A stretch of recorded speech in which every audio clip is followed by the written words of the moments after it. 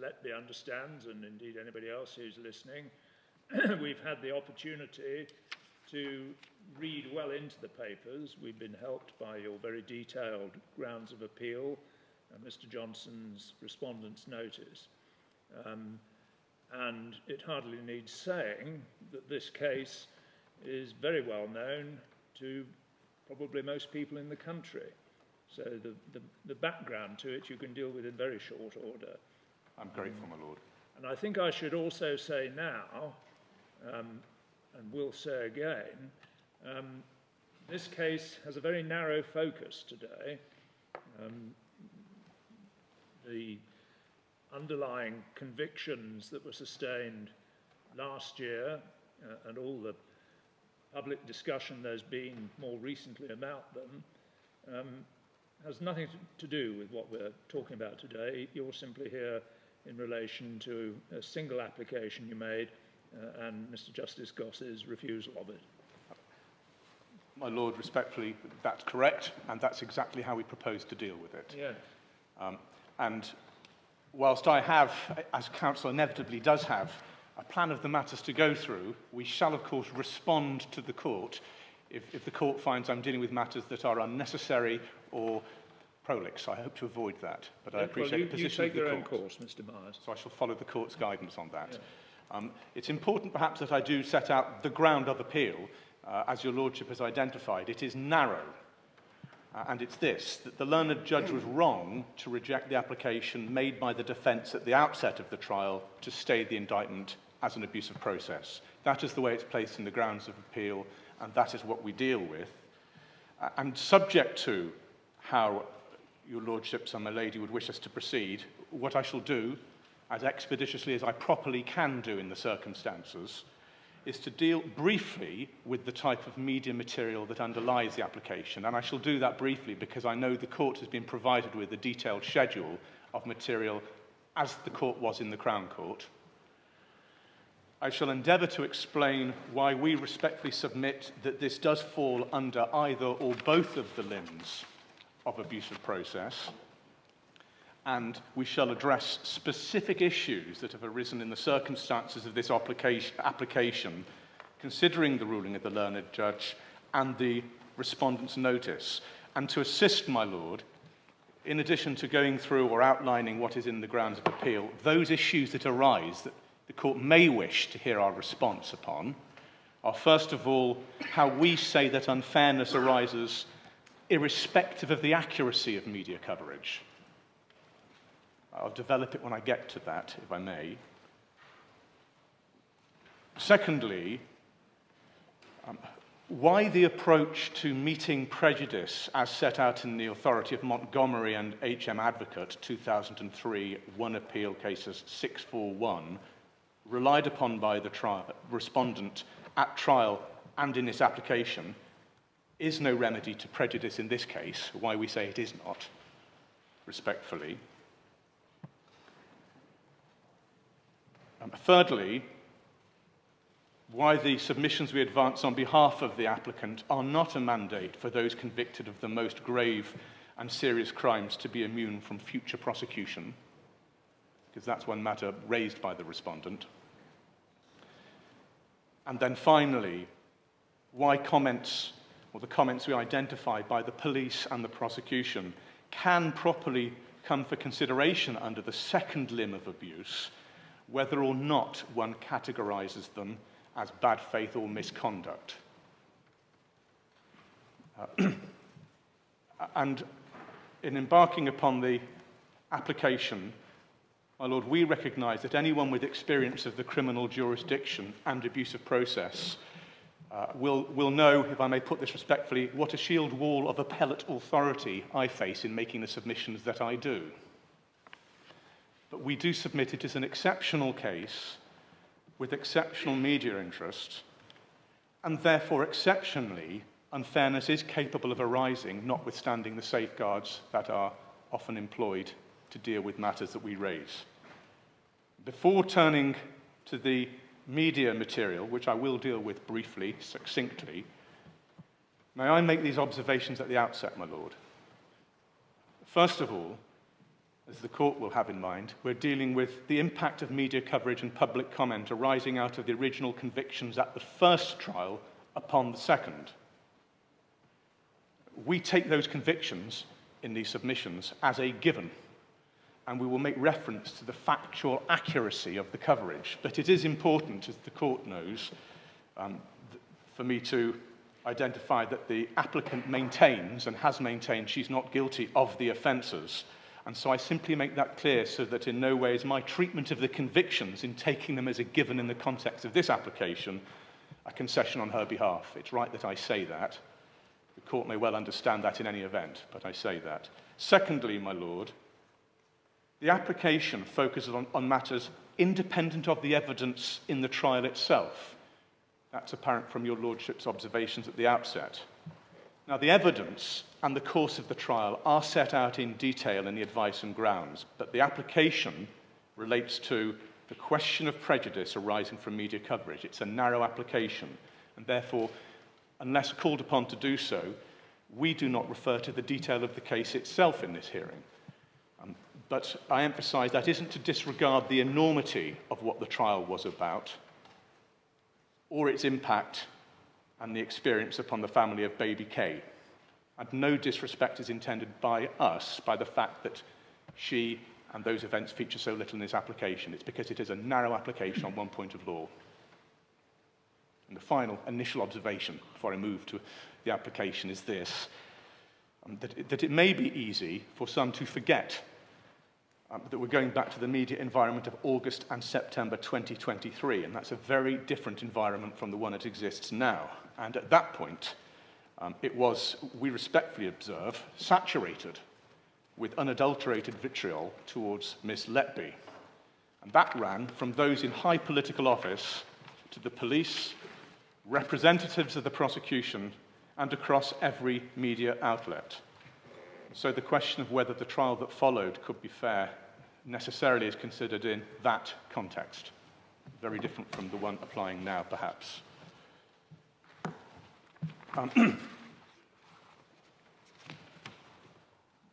The basic statement, and I don't propose to rehearse the law, unless there are points the court wishes to raise with us. But I just say this, the basic statement of the power to stay proceedings on the basis of abuse of process we set out in paragraph 64 of the perfected grounds. It comes from the authority of the Crown and Maxwell, 2011, 1 Weekly Law Reports 1837. It's well established. The power to stay proceedings on the basis of abuse of process may arise in two categories. First, where it will be impossible to give the accused a fair trial, and second, where it offends the court's sense of justice and propriety to be asked to try the accused in the particular circumstances of the case. And our submission, my Lord, is that the media coverage following Trial 1, particularly in the immediate aftermath, and the attendant comment contain elements that fall across one or indeed both of those limbs. When the matter was dealt with before Mr. Justice Goss, and in setting it out in the perfected grounds, we placed the media material in three categories set out in paragraph 61.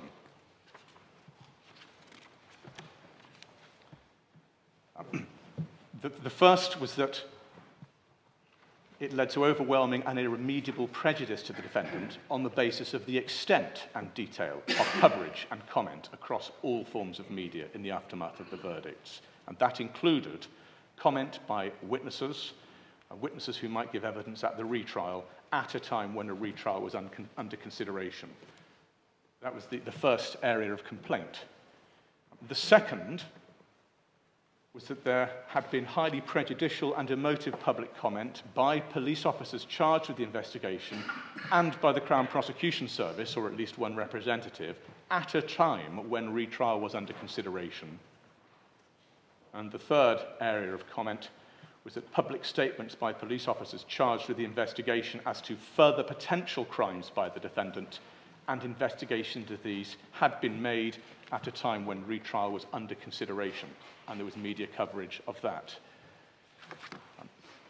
Those characterizations are based upon the material set out in the schedule, and also the matters related to the medical witness, Dr. Jairam, all within the composite bundle. It's detailed and relatively lengthy, and I don't propose to start to recite all of that now. All I do, so that when I make the submissions I do, it is apparent why we make them, and also keeping in mind the public nature of the hearing, is to provide a very brief summary of the type of material, and it will be brief. Some of the material we submit, we said there's 6 types really, but some of the material is straight hostile comment. And I'll give the item numbers. Items 8 and 16 and 41 are examples of that. On mainstream television, for example, Panorama, viewed by millions, or the program Loose Women, a popular media program, in which the defendant was referred to variously as evil or depraved, and the Loose Women treatment at item 41 was Lucy Letby born evil, and discussion like that. That's the general comment.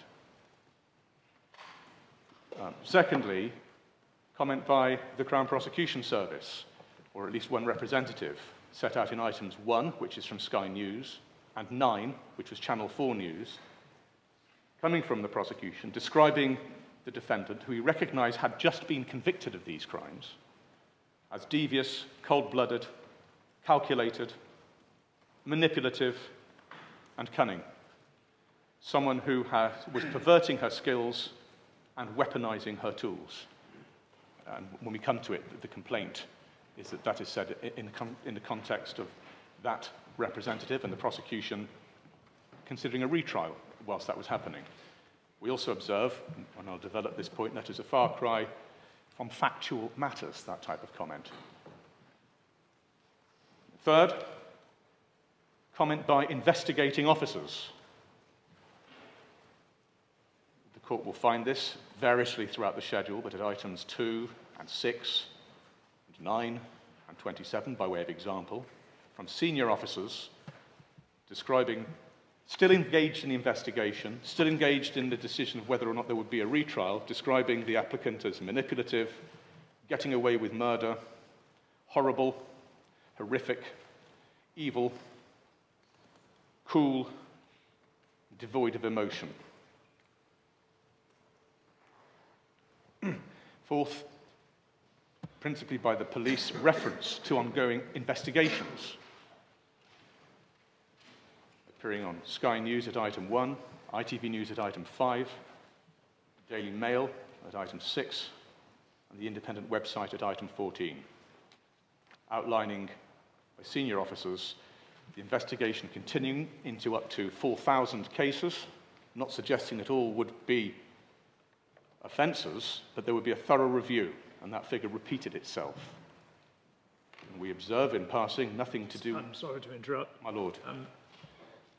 Maybe my misunderstanding, the 4,000 cases is 4,000 children, yes, very young babies, who had been admitted to units at which Ms. Letby had worked at the relevant times. Now, that was then translated by sub-editors or whatever into what one might call hyperbole, but that's what the police were saying. My lord, yes, they were. Is it Paul Hughes in particular, who'd been a senior officer in the investigation, dealt with this. And the figure of 4,000 was given on the basis that was the extent of the review because of other babies that the defendant had come into contact with. And in fact, he did say, and this is at item 6, that this doesn't mean we're investigating all 4,000.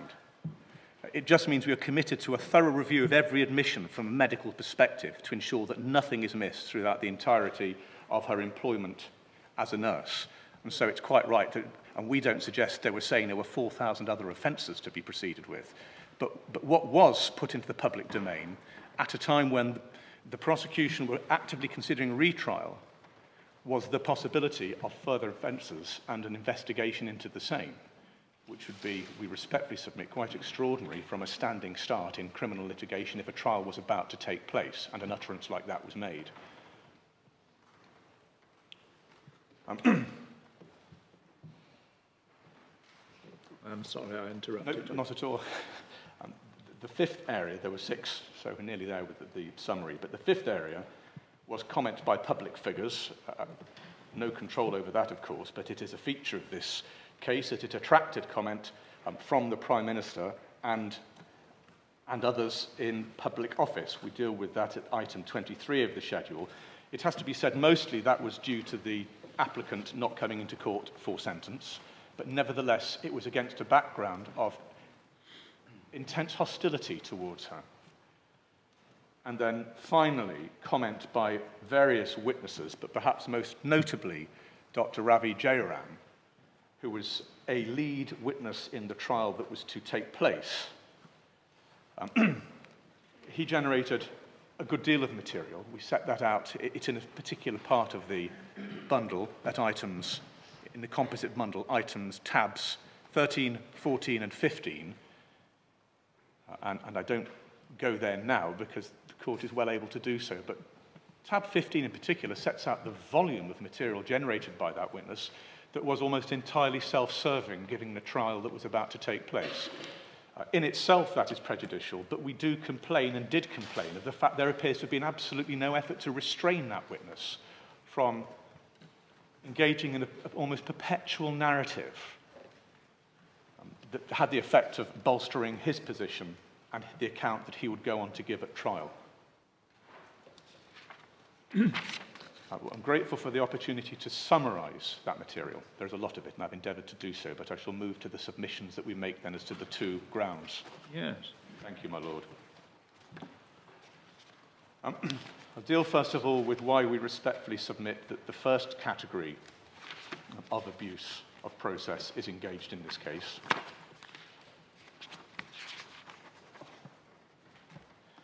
That being, using the Maxwell characterisation, that the applicant could not receive a fair trial.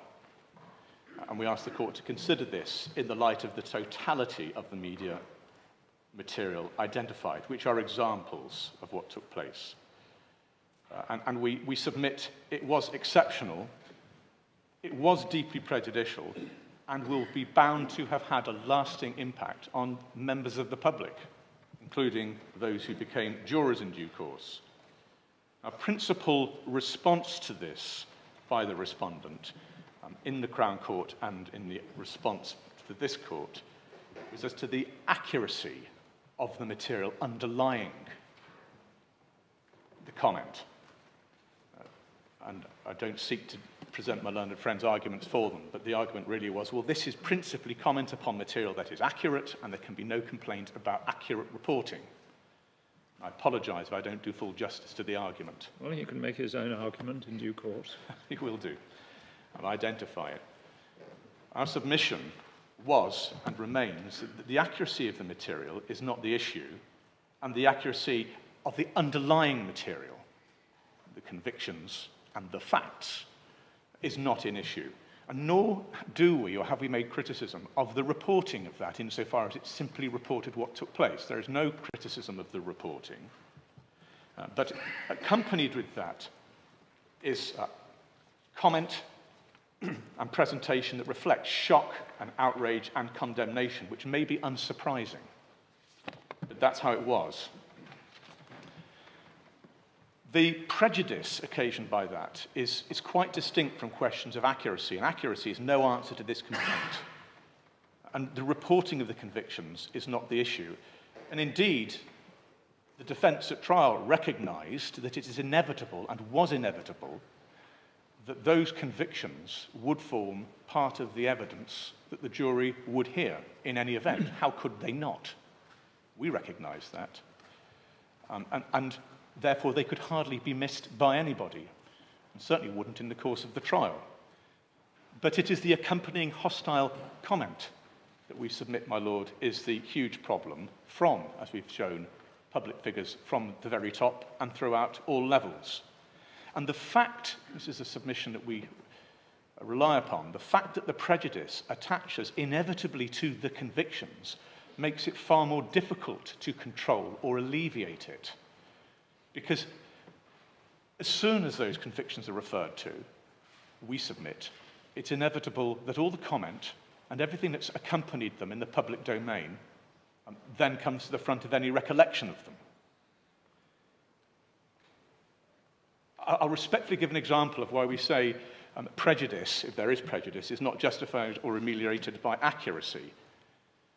And I do it in this way, and I appreciate this is hypothetical, that if the order of the trials had been reversed, if trial 1, one count of attempted murder, were to be followed by a trial of 22 other offences, I respectfully submit that an order under Section 4.2 of the Contempt of Court Act would be unremarkable. Not because of any concerns about the accuracy of the reporting of what was going to be in that one trial, but because it's recognised the potential impact of that upon the fairness of a following trial could interfere with the administration of justice. And by extension, I respectfully submit, my Lord, that if there was a 22-count indictment for trial to be followed by 1 count, the argument would apply, in fact, with just as much force, if not more so, because of the massive amount of prejudice upon the 1 count that would follow. Now, of course, we recognise knowledge of what was going to happen was not available to everybody, but it's a significant feature of the application we make that these things were said at a time when retrial was under consideration. And for that reason, and with that example, we submit that it can be no answer to prejudice to say, well, the reporting is accurate or based upon accurate material or fact or convictions. For the same reason, we respectfully submit that the heinous nature of the crimes themselves is no answer to the application. We note the content of the learned judge's sentencing comments at paragraph 7 of the respondent's notice, and they featured in the respondent's reply to our submission at trial. And we recognise the recital of those sentencing comments from the first trial is a dramatic reminder of what those crimes were and how the learned judge viewed them. But we respectfully submit that cannot be relied upon by the respondent to justify unfairness, because however the learned judge expressed that, and one can understand how and why he did in the context of the convictions, repeated and unrestrained saturation coverage goes well beyond those comments. And it does not cast light on how to deal with this. And, my Lord, in seeking to persuade the court to consider this application, the respondent in seeking to persuade the court to do this in terms of the convictions and the fact that what followed is simply a function of the convictions rather than comment, and that's dealt with in paragraphs 35 and 47 of the respondent's argument. In seeking to do that, to draw that distinction, we respectfully submit that the respondent advances, in effect, a false dichotomy between those two things, between conviction on the one hand and comment on the other. And I make it plain, we mean no discourtesy by the use of the word false. I use that in a philosophical rather than an ethical context. It's not a proper distinction between the two, because there can be no distinction between conviction and comment in the way it was dealt with in the media in this case, as if one can be hived off from the other. The comment is inextricably bound to the convictions, and that is the point, my Lord, and that is why it's so difficult to diminish the prejudice. Because necessarily, the convictions coming into the trial play a part in importing all the comment back into the trial that are inextricably bound with them in the public domain.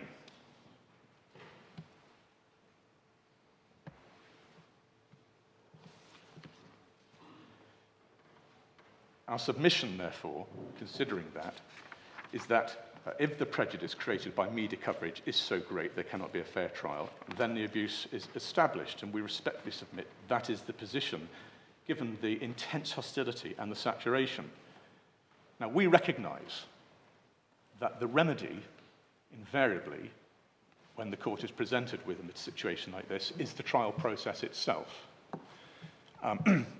That is the principal approach taken by the prosecution. That plays an important part in the learned judge's ruling, and we recognise that, and we respect that argument. We understand why that is the case. And reliance is placed upon the authority of Montgomery, which goes into some detail as to how that applies. Again, I shall deal with this as succinctly as I can, but Montgomery features quite heavily and may feature in the response, and therefore perhaps I could deal with this, my Lord. Montgomery is included in the composite bundle from page 65 of that bundle, which is CACD 1B4, item 12. It's said that the facts of Montgomery, or Montgomery itself, is similar to the instant matter. And saying that, the respondent therefore advances that the solution to prejudice is the same. And we respectfully submit it really is very different, both in terms of fact and in terms of where the jurisprudence takes us. In Montgomery, there were 3 potential defendants for an allegation of murder. Only one was proceeded against initially. He was tried for murder but was convicted of assault and acquitted of murder. And there was then much public comment as to whether or not the other 2 defendants should be tried for murder, that first trial having taken place. Much of that was directed at a disagreement that developed between the trial judge and the Lord Advocate. But in any event, defendants 2 and 3 came to be put on trial, and the issue arose of what is the status or the remedy to the publicity affecting that trial after we followed the first trial. So to that extent, we recognise why the respondent goes to Montgomery. The first part of the analysis deals with consideration of how to approach devolution issues.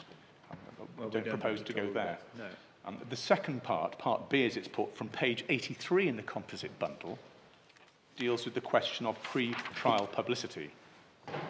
And in considering the position in this case, my Lord, I shall deal with the key points arising from that, although we'll endeavour to assist if anything else arises. The references I use are pagination in the composite bundle.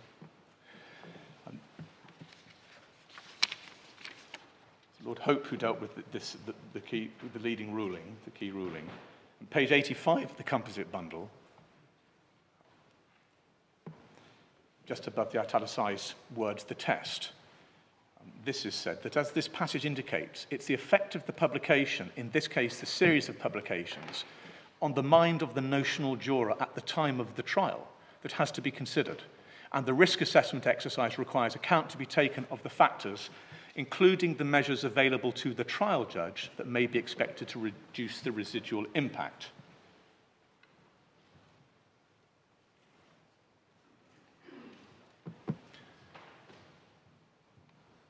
At page 87, it's about halfway down page 87, unfortunately the paragraphs aren't numbered, but page 87 of the composite bundle, it's identified, having reviewed the way in which this is dealt with and concerns about publicity, that the passages indicate, it's about halfway down the page, that the decisive question is whether the doubts which the defendants have raised about the impartiality of the tribunal, or in this case we would say any unfairness arising from the minds of the jury, can be held to be objectively justified, and that in a case which is to be tried under the solemn procedure, the tribunal includes not only the jury but also the trial judge. Thus the question is not confined to residual effect of the publicity on the minds of each of the jurors. Account must also be taken of the part which the judge will play in order to ensure, so far as possible, the defendants will receive a fair trial. I make it plain, we're not endeavouring to perceive what lies within the mind of the trial judge and make no complaint of that. But it's the direction of travel, which is that the trial process holds the answer to this, that we identify from this. And that is quite evident when one comes to page 90, where Lord Hope encapsulates, we respectfully submit, where he gets to in the analysis. It's at the top of page 90, a couple of lines in, where he says, the principal safeguards of the objective impartiality of the tribunal lie in the trial process itself and the conduct of the trial by the trial judge. On the one hand, there is the discipline to which the jury will be subjected of listening to and thinking about the evidence. The actions of seeing and hearing the witnesses may be expected to have a far greater impact on their minds than such residual recollections as may exist about reports about the case in the media. This impact can be expected to be reinforced, on the other hand, by such warnings and directions as the trial judge may think it appropriate to give them as the trial proceeds, in particular, when he delivers his charge before they retire to consider their verdict. And the approach, my Lord, is that it's the combination of the trial process in which the jury are disabused of the prejudices which have been created by what they heard pre-trial, combined with judicial direction, that is the route to avoid unfairness and to make sure the trial is fair. But of course, the remedy in Montgomery is applicable in that case because a trial was due to take place. Notwithstanding there had been a trial of D1, there was to be a trial of D2 and D3, and no trial had taken place concerning them. And so the issues could be determined freshly. Here, that does not apply. The material to which the prejudice attaches exclusively comes out of Trial 1 and has been determined at the conclusion of a trial process. There was no way in which the jury in Trial 2 were going to have the publicity and the comment and the hostility ameliorated by seeing what the actual evidence was that lay behind that. That's a crucial part of Montgomery, and indeed we respectfully submit that part of the twin dynamic, direction plus the trial process, is a crucial part of the way in which the courts seek to meet the question of prejudice where there has been a blaze of adverse publicity. And this was a long blaze. It lasted about 5 or 6 weeks. We'll come to the question of fade factor shortly. But we submit that the unfair prejudice could not be remedied by a consideration of evidence and the trial process because it came out of that. And we observe in passing cases such as Abu Hamza 2007 1 at Criminal Appeal Reports 27. Also, when it looks at other authorities and other cases of note in this area, comes to the conclusion that it is the trial process which is the necessary corrective, and that does not apply here, we respectfully submit. So, the trial process cannot assist. Accuracy of the content of media reports, we respectfully submit, is no answer to this. There were measures taken by the learned judge. There's the pre-trial questionnaire, to which additional questions were put to see if the jury could identify anything which would interfere with their ability to deal with the trial properly. I, of course, cannot be the final arbiter on the cognitive processes of the jury. All we can say on behalf of the applicant is that when there is this volume and extent of vitriolic publicity, the extent to which bias may exist may go well beyond the ability of the individual to identify it. And that is why it's necessary for the court sometimes to step in and shape the decision as to where fairness lies. We say questionnaire could not meet this. Nor we respectfully submit, for the same reasons, could judicial direction on its own. The evidence, I apologise, the publicity was overwhelming, and almost nobody could have been immune to it, and it's difficult to see how any direction could meet that. This court will form its own conclusion, my lord. I know that. It is an exceptional case with an exceptional volume and intensity of coverage. We do not respectfully accept that the fade factor can in any way deal with this case. It ignores the reality of the situation. The trial had lasted for 10 months. It was widely anticipated. It was reported extensively and in minute detail. And it was then followed by weeks of this coverage across every area. The level of reporting ceased when a retrial was fixed, but the prejudicial material remained in the public domain for any and all to see, and that retrial was widely anticipated. And we say respectfully, it is unrealistic to regard anything about this case as fading at any point. Those headlines with the evil and the rest of it that goes with it creates a lasting impression.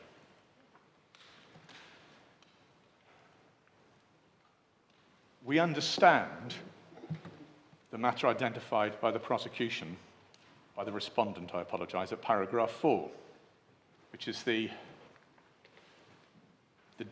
potential difficulty that if the worst cases create the worst publicity, then how is one ever to deal with the most notorious cases when they come to trial? And that is a problem with which the courts repeatedly have to grapple. Context, as the respondent regularly says, is important. Our submission is not a submission seeking immunity for further prosecutions. It doesn't establish that. But the starting point has to be, however difficult it may be, and this is drawing to a conclusion with ground 1 of our application, that the principle of fair trial has to and does apply to everybody, whoever they are, and however heinous the background to the case. It's the same whatever the background. save that we observe it may be very much more difficult to achieve in the context of heinous previous convictions. Now, if the respondent is correct, the consequence would be that anyone can say pretty much whatever they want, and if the crimes are bad enough, too bad. I don't say that disrespectfully. I reduce it to a very simple formula. And if I'm wrong about that, I will be corrected. But we submit that's the problem with the way that is put. We understand the attraction of that in uninformed quarters.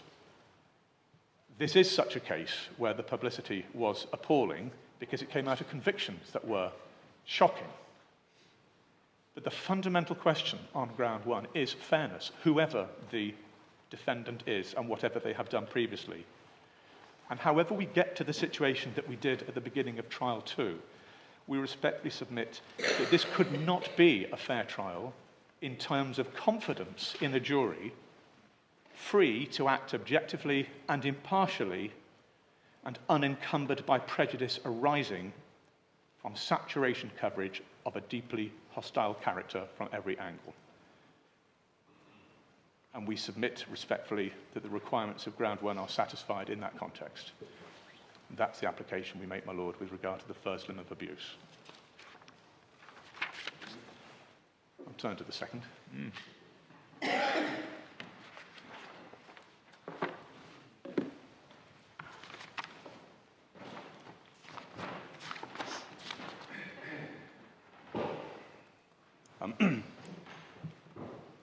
Just so that the submissions can be in context with the law as the court well knows it to be, just as a starting point, just recite what the test is, if I may, and then I can develop the arguments we present.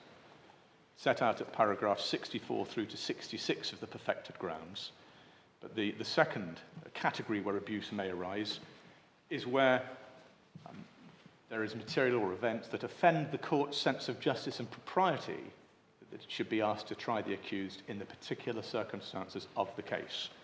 Again, I rely upon the formula advanced by Lord Dyson in the case of Crown and Maxwell. And in that same case, at paragraph 13, which is in the composite bundle at page 155, Lord Dyson, drawing upon other authorities, described further what that second category of abuse would be. He gave examples and said that a stay would be granted where the court concludes, or identified that it will be granted, where the court concludes that in all the circumstances, a trial will A, offend the court's sense of justice and propriety, and that comes out of Crown and Horse Free Road Magistrates Court, ex parte Bennett, or B, where in the circumstances it would undermine public confidence in the criminal justice system and bring it into disrepute for the trial to follow. And we recognise at the outset this is not geared to unfairness to the defendant in the sense that the first limb is. This is a different species of abuse altogether, and it is the court protecting its own process against any type of abuse or unfairness.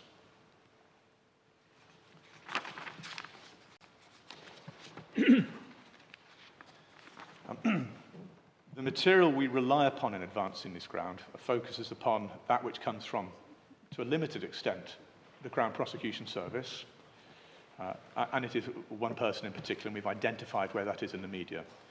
We seek not to overstate the position. It is what it is, and it's limited to that from the Crown Prosecution Service, but also quite a lot of comment by officers, and importantly, officers associated with the case and the ongoing investigation, at a time when they knew retrial was under consideration. And this is the material you've already referred us yes, to. I'm not going to return to it. No, just so we're clear. Yes, I've dealt with it. I hasten to add, I've dealt with it in relatively short form. Yes, well, we've got the full schedule. But it is, we'd respectfully submit, unprecedented for comment like that to be made in advance of a trial. So personal, so critical of the defendant, so subjective, and identifying further lines of inquiry on quite a large scale. And it undoubtedly does, my Lord. We recognise the figure of 4,000 is not the number of cases, but there is no doubt when one goes through that material, they are identifying there may be more out there, and this is what we're looking at. And that's powerful stuff and put into the public domain.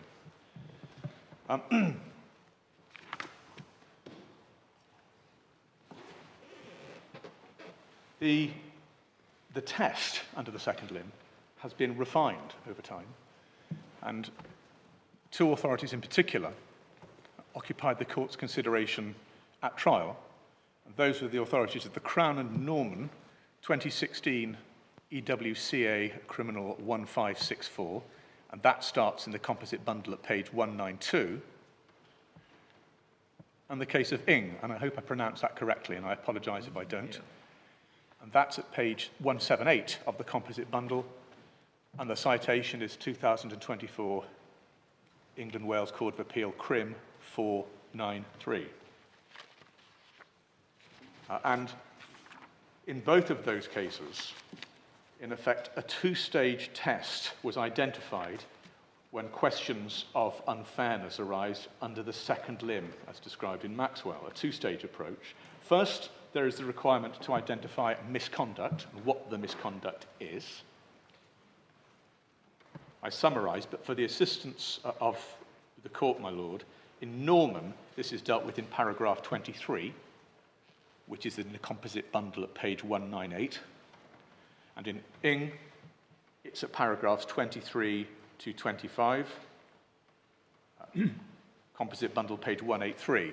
And we respectfully recognise that comes from the Lady Chief Justice this year, and so it could be said to be one of the most up-to-date guidelines on the way this should be approached. So I approach with appropriate circumspection in what I say.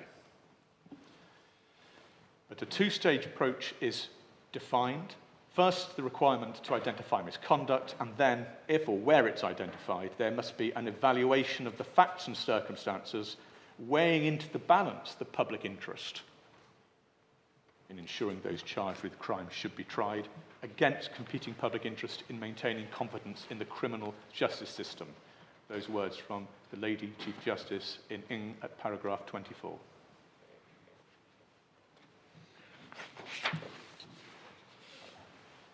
Now, our response to this is twofold.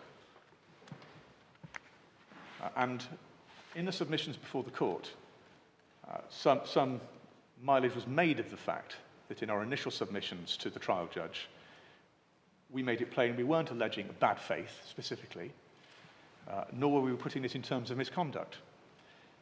We identified what the material was, as we have done to this court, and that is what we complained about. And on the second day, as we went into the following morning, I was provided with a copy of Ing by the trial judge, which set out the position very plainly from that authority.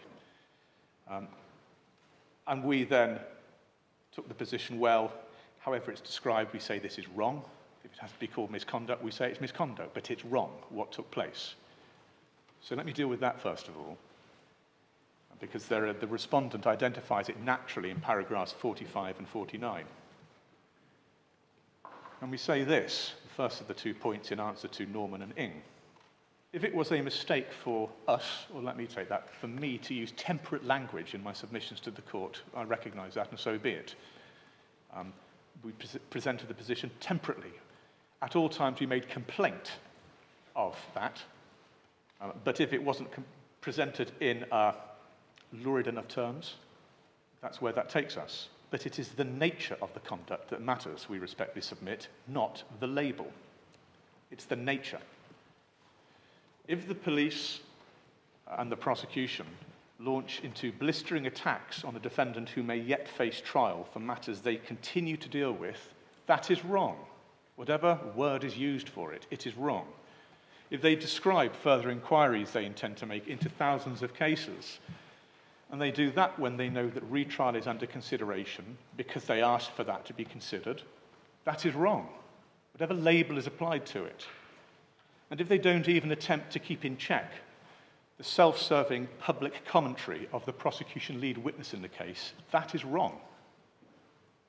So, we respectfully submit, when coming to consider the second limb of abuse, that it offends the court's sense of justice and propriety to try the accused in the particular circumstances of the case, we respectfully submit that conduct such as that we identify should offend the court's sense of justice and propriety, whatever label we attach to it. The second reason that we can identify this material for the court is that Norman and Ing have elaborated upon the law as it was stated in Maxwell, drawing upon ex parte Bennett and Latif in setting out what the second limb of abuse was. I've dealt with the formulation in Norman and Ing, in particular with the view to misconduct. Now, in fact, if one goes to Maxwell, where this begins, that doesn't set out requirements specifically for bad faith or misconduct, or any particular formulation of what constitutes an offence to the court's sense of justice and propriety. And my lord, I go to page 155 of the composite bundle, which is from Maxwell, and paragraph 14, in which a particular passage from Latif, coming from Lord Steyne, was set out, and upon which the court in Maxwell relied. And if the court would look into that passage, we see, pretty much in the middle of the text, that it said that an infinite variety of cases could arise. This is dealing with the second limb. General guidance as to how the discretion should be exercised in particular circumstances will not be useful. So, recognising the weight of the court in Norman and in Ing, I proceed with caution, but it is, we respectfully submit, significant that the root of the second limb of abuse is much more broad than simply a formulation of misconduct, although that may come to it, and it should not, we respectfully submit, be limited to that. And indeed, the case of Warren and Attorney General for Jersey, one appeal cases 2012 at page 22, paragraphs 23 and 25 of that authority, which are at page 216 of the composite bundle. At paragraph 25 in particular, says the board considers that it is a useful summary of some of the factors that are frequently taken into account by the courts when carrying out the balancing exercise referred to by Lord Steyne in R and Latif. But it is also necessary to keep in mind his salutary words that an infinite variety of cases can arise, and how the discretion should be exercised will depend on the particular circumstances of the case. And so, whilst the narrowing of focus upon what is described as misconduct in Norman and then in Ing is powerful assistance in interpreting how to apply the second limb of abuse, we respectfully submit that to bind that to terms like bad faith or misconduct as if they are mandatory requirements cannot follow from where the roots of the second limb of abuse lie, and that would be an unjustified constraint in considering what is capable of amounting to that. And the proper way of approaching it is to regard these as powerful examples but not prescriptive requirements. And approached in that way, the conduct of the prosecution and the police in terms of their public statements is, we submit, capable of amounting to an abuse under the second limb. And to some extent, but not entirely, the 2 points we make in answer to this are aspects of one another, but there are subtle differences. First of all, that it doesn't matter what the label is, that was our first point. And secondly, that in any event, the categories of abuse here are not closed or limited by any particular formulation. And we're grateful to deal with that in some detail because it's a significant part of the response. It's important to identify why we rely upon that material. And so, my Lord, that being so, and if we are right that it can at least come for consideration under the second limb, if we get to that point, then the real issue is whether on balance the public interest in proceeding with this trial outweighed the extent to which justice and propriety were offended. And as to that, we recognise, being temperate and realistic in our submissions, that the balance is a fine one. Because when counsel recognises the balance is a fine one, that isn't necessarily a precursor for saying that the respondent must therefore be correct, because that doesn't follow. The balance can be fine and come down in favour of the applicant. And we say that is the appropriate resolution of that in this case. where the police have embarked upon a media campaign, which undoubtedly this was. We haven't gone to everything in the schedule, but there are websites in which they set out what they did and how they did it, and publicising all the work they'd done. It was a campaign, and embarked upon it in such emotively charged circumstances against a background of multiple convictions for the most grave offences, and importantly, where they knew that a retrial was under consideration and was a possibility, then that is, we say, unfair and can properly offend the court's sense of justice and propriety. It really is not what should happen at all. And in the circumstances of this case, and bearing in mind all that had already happened, the public interest could be met by finding there to be an abuse, because in our submission, and in conclusion with regard to this, it is inimical to the interests of justice that those responsible for investigating the matter and bringing it to trial should generate material that creates powerful prejudice against the defendant, while simultaneously bolstering their own status. We submit that is what happened, and it can properly and should offend the court's sense of justice and propriety.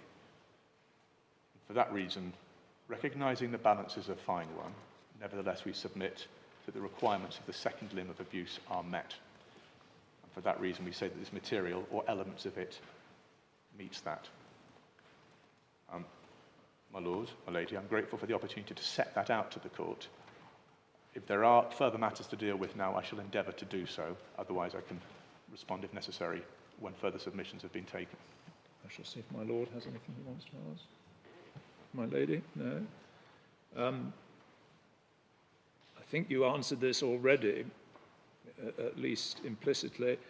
The evidence of the previous convictions, i.e. the trial convictions, first trial convictions, went before the jury, and was that by agreement?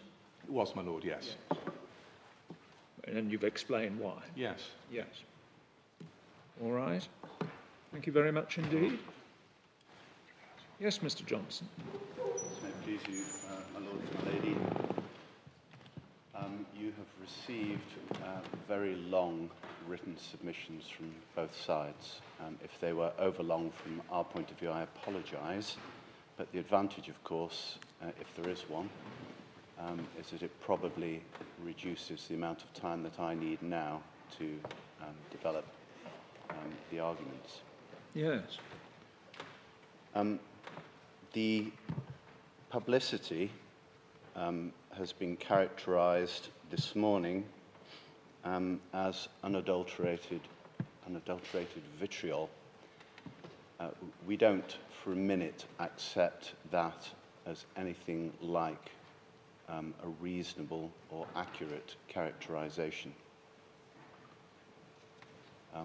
What was said by the police in the aftermath of the convictions in the first trial was reasonable.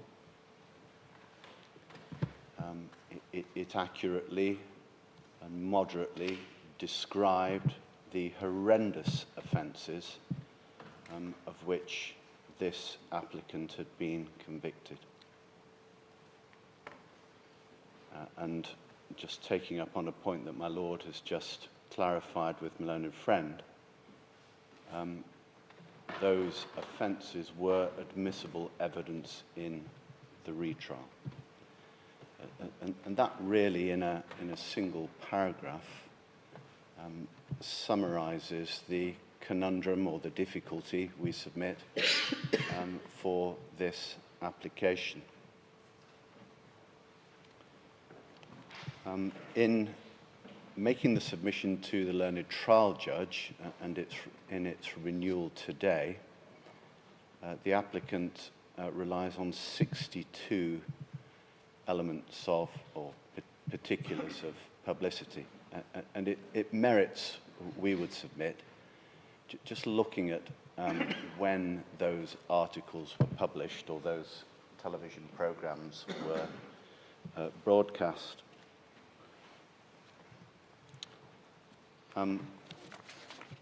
On Friday the 18th of August, which was the day of the conviction, there were 16 items from the schedule, number 1 and numbers 3 to 17.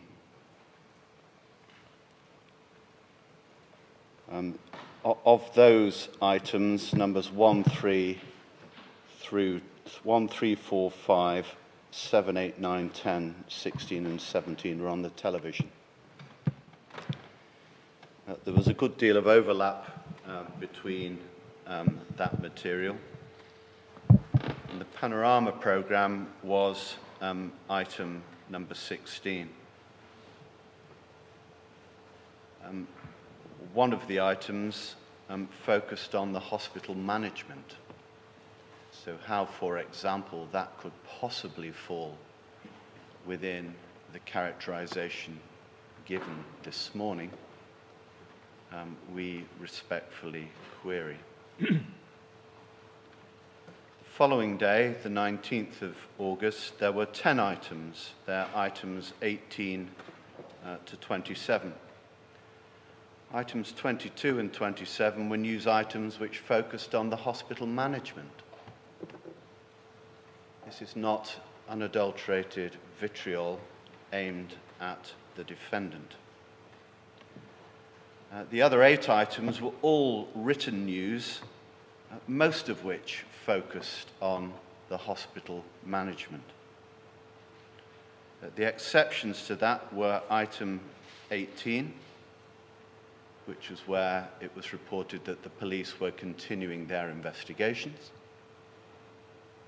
I pause there for a second to respectfully observe, in the context of these convictions, a statement of anything different would have been astonishing. Item 19, which recycled material from the previous day. Item 21, which focused on Lucy Letby's grievance against the hospital for being suspended from the neonatal unit, and her treatment by the management of the hospital as a victim. And item 25, which described how Lucy Letby gave evidence in her defence. That certainly wasn't vitriolic. And item 26, which reported the interviewing officer's assessment of the applicant's lack of emotion when she was interviewed and gave evidence in her own defence. So far, that's 26 of the 62 items within 48 hours of the conviction, months and months before the retrial. Sunday, the 20th of August, 4 items. And one can already detect the familiar pattern of the news cycle. We've gone from 16 on the day to 10 the following day to 4 on the Sunday. Nothing on the television. A 15-second TikTok Sky News clip of Detective Superintendent Hughes recounting the emotional impact of the investigation. That's not unadulterated vitriol aimed at the defendant. The 3 other items concern the continuing inquiries and the fact that the different babies' cases that had featured in the trial had been investigated by different teams of detectives in order to avoid groupthink. That's got nothing to do with the defendant. Monday, the 21st of August, the day that sentence was imposed. Predictably, the news cycle got a second wind. 10 items. Items 32, 33, 35, 36 to 38, 48, 54, 55, and 58. 7 of those were television programs or transmissions. They concerned principally the sentence hearing, Lucy Letby's non-attendance, the desired format of a public inquiry, the culpability of the management at the hospital, and the suggestion that the managers should be regulated in the same way as the nursing staff and the medical clinicians. Items 36 and 38 are almost identical. None of that material was directed at Lucy Letby, even less does any of that material justify the description of being vitriolic. The three newspaper articles were items 33, 48, and 54. They addressed the contrast between what had been proved by the convictions and the continuing support that Lucy Letby enjoyed from her friends. That was not vitriolic. There was an arcane medical post on LinkedIn. And there was the Herald Wales report of a selection of the television material that had already been transmitted. Tuesday, the 22nd of August, the news cycle was losing momentum. 4 items, items 2, 39, 40, and 44.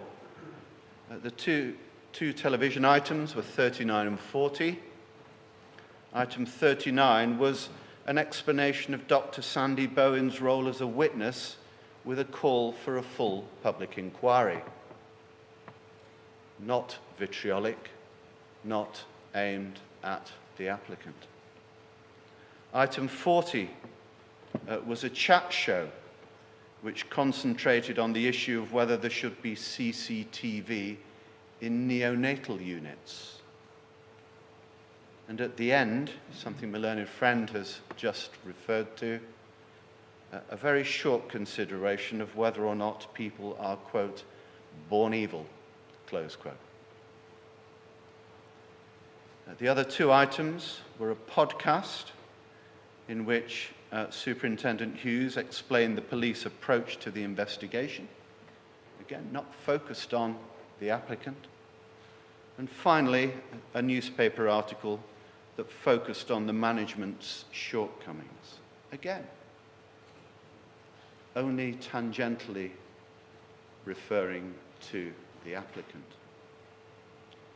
Wednesday, the 23rd of August. So we're now 5 days on from the verdict. 5 items, 41, 43, 45, 47, and 52. 2 of those were television or YouTube broadcasts, items 41 and 43. 41 was a discussion with a couple whose child had been in the neonatal unit, but was not part of the case. And 43 was a series of stills from inside Lucy Letby's house with a commentary. That attracted comments from viewers, which have been reproduced in the applicant's bundle, which principally are directed at the shortcomings of the hospital management.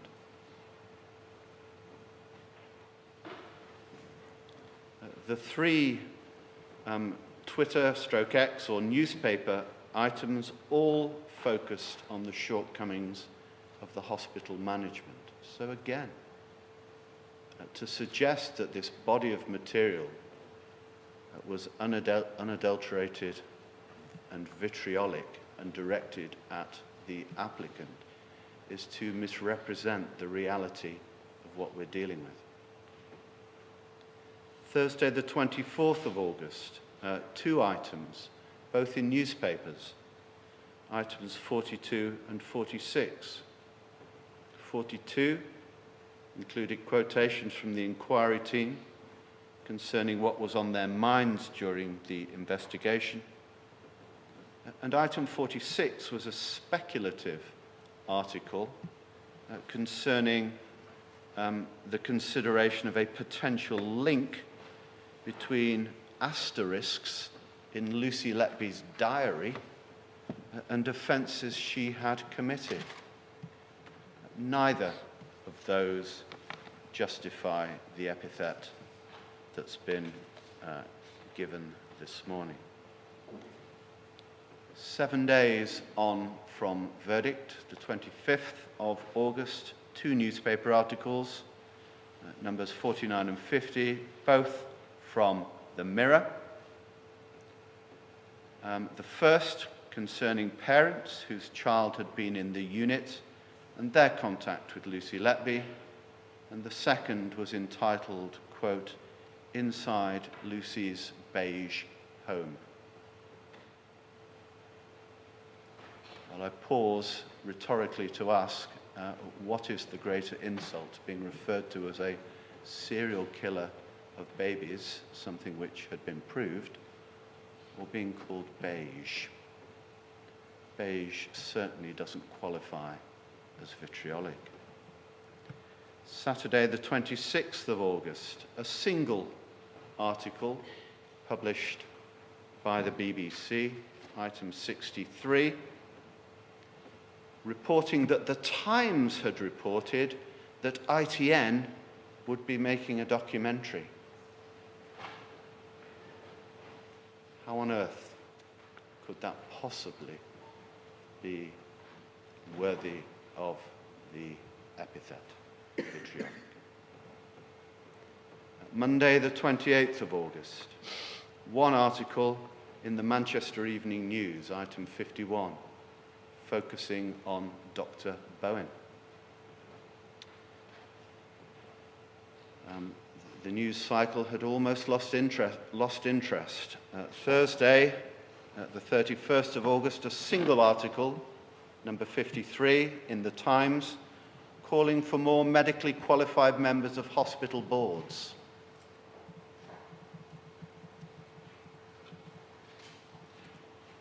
We then move on almost 3 weeks, 2.5 weeks, to the 17th of September. One article in the Daily Telegraph, it's item 34, recycling material from the Daily Mail podcast. So the Telegraph copying the homework of the Daily Mail.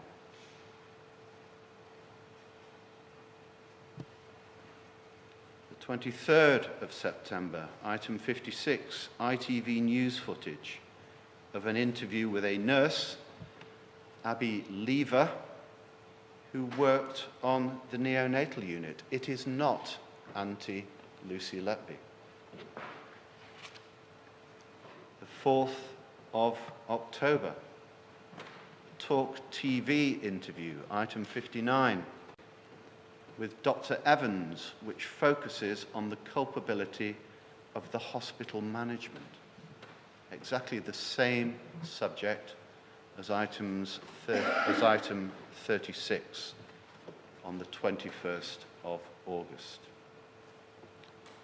Sometime late in 2023, and it's not easy to be sure of the precise date, item 57, an article from LinkedIn Express Nursing, focusing on the disparity between the tight regulation of medics and nurses and the non-regulation of hospital managers. We then come to the 3 items in 2024. The first is item 60, which is a Twitter or X post from the BMJ leader aimed at hospital managers. The 22nd of March, item 61, Dr. Jerem featured in a Sky News programme saying to the effect that clinical staff were being intimidated by hospital managers. And then finally, the 14th of May 2024, item 62,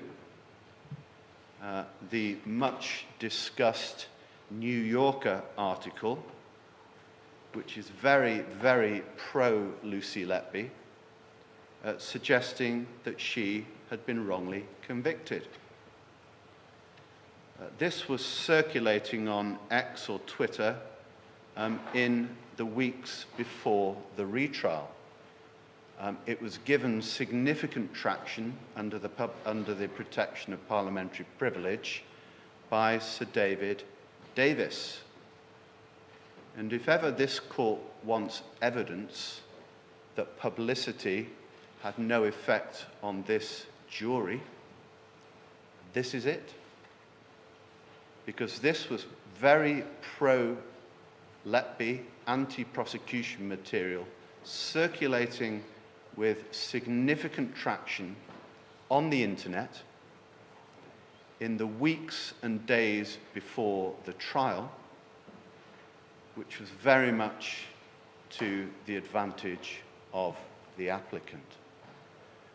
And so, my lord, my lords and my lady, in that context, one remembers the old epithet that today's front page is tomorrow's fish and chip wrappers. And that's a more homely way of articulating the point or the concept with which this court is well familiar, which in legal circles is usually called the fade factor.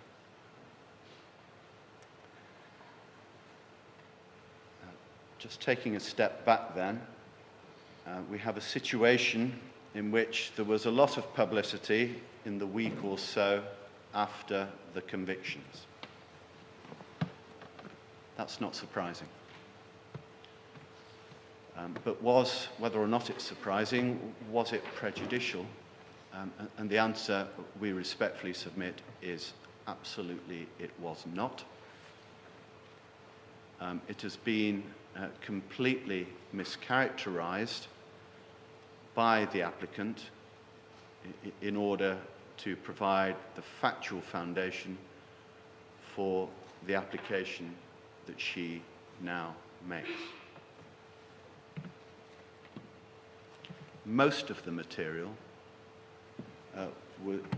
wasn't vitriolic, but insofar as it was disapproving, most of it actually was directed at the hospital management and the overwhelming support in the news media for the institution of a statutory public inquiry. That's the truth of it.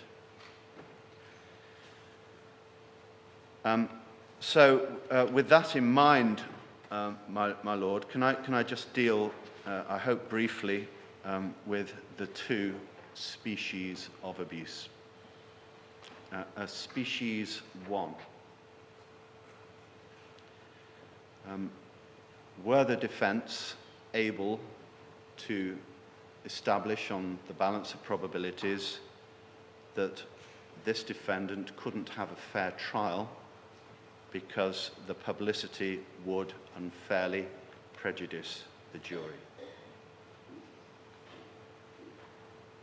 Well, what is the context? The context, as my Lord has already clarified, was that the woman in the dock was, as was known to the jury, if not when they came in, within a very short time of them being sworn, a multiple child murderer.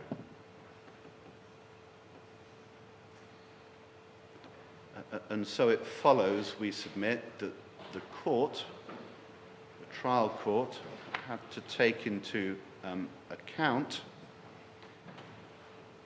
in assessing the sustainability of the application, that the jury was entitled, if they saw fit, to take into account that over a 12-month period, this appellant had murdered 7 children and had tried to murder 6 others, one of them on 2 separate occasions. And we submit that this application seeks either to distract from that fact or to relegate it to the periphery. And the consequence of that attempt at distraction, we submit, is to promote the notion that publicity in itself is objectionable. And we submit that that erroneously synonymizes publicity and prejudice. And a good example of that is the reliance on the New Yorker article. So just look at the fact that it was publicity rather than looking behind that to see what was actually being said. Another part of the context was that in the retrial, Lucy Letby could have called medical evidence in the retrial to establish that she was not guilty of the 14 offences of which she had been convicted. By the time the retrial started, 9 months had passed since the convictions, and yet she chose not to call that evidence. She could have called it, she chose not to. And so it follows that the learned judge, we submit, was ruling on an application to stay, knowing that this applicant wasn't even raising an evidential issue backed up with evidence concerning her convictions. Well, I assume he knew that when she was to give evidence, she was to say, I did not commit any of these crimes. Absolutely, my Lord. But your point is that's the only evidence she relied on to discharge the burden that was on her to demonstrate that she was not guilty. Precisely, my Lord. And in this context, given that the burden passes on the balance of probabilities to a defendant to disprove the convictions, any sensible dispute about the convictions necessarily, we would submit, would have had to have involved calling medical evidence. And so putting it another way, drawing all that material together, given the evidential matrix which was being presented to the court of trial, did the 62 publicity items either make a fair trial impossible or, species 2, provide evidence to establish that the prosecution had acted in such a way as, to borrow the words of the Lady Chief Justice in paragraph 22 of Ng, it offends the court's sense of justice and propriety, or public confidence in the criminal justice system would be undermined for the defendant to be tried in the particular circumstances of the case. Such an abuse must amount to an affront to the public conscience. As I've already said, this application we submit confuses, conveniently for the applicant, but it confuses publicity or accurate reporting with prejudice. And it seems, given what's actually in most of these articles, it seems to us at least that what's really being suggested here is that the simple fact of publicity means that this applicant couldn't have a fair trial. We remarked at the time, in the context of the arguments before Mr. Justice Goss, and we continue to remark in the respondent's notice, that the material in support of the application hasn't been objectively analysed by the applicant in order to give credibility to the arguments that are being put forward. It's just summarised in that way it was this morning as being vitriolic. That's not as I've already said, I'm repeating myself now, but that is not an accurate characterization at all. Nowhere in the materials submitted in advance, or indeed in the submissions made this morning, is there any reasoned analysis of how that material exposes or exposed the applicant to a level of lasting opprobrium that extends beyond any revulsion inevitably linked to the facts of her convictions, which were, as has already been established, admissible evidence before the jury. And so, my Lord, if the applicant's argument is correct, in the absence of any such convincing analysis of how the publicity has genuinely had a prejudicial effect, in isolation from the fact of the convictions, it would follow that in any case in which there's been a lot of reporting and the offences being reported upon are extreme, that publicity must be prejudicial. And that simply is not correct. The law does not support that approach.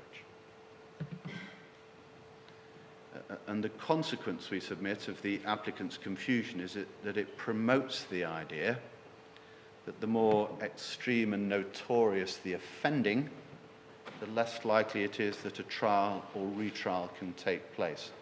And that is plainly contrary to the ends of justice.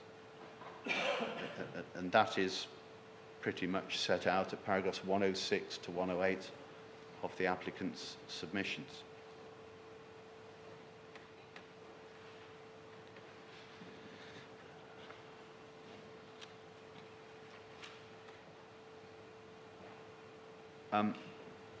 We submit that given the extreme nature of the offending,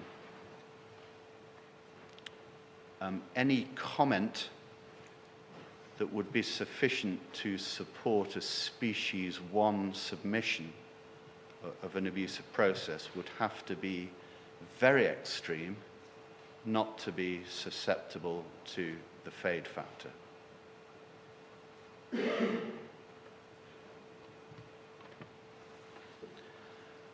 All the modern reported cases concerning publicity,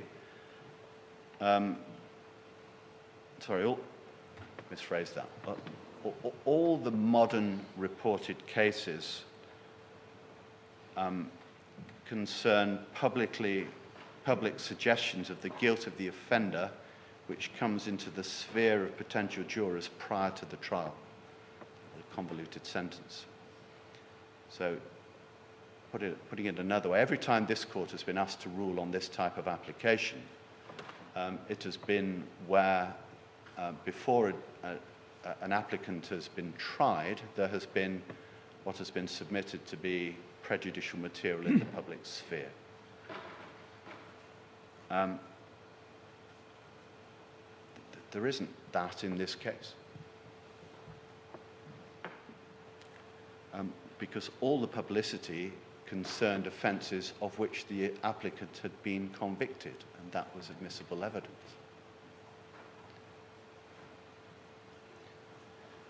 And so in an effort to get beyond that fundamental problem, the applicant has submitted that comments made in the press by either the police or a representative of the CPS were, quote, highly prejudicial and emotive. But there's no analysis of what's actually said. And these comments we submit simply do not begin to justify that description. Can I, Mr. Johnson, as you point out, what was said by Crown Prosecution Service employee and various police officers followed convictions. Yes. And in some cases, the sentence, which came a few days later. And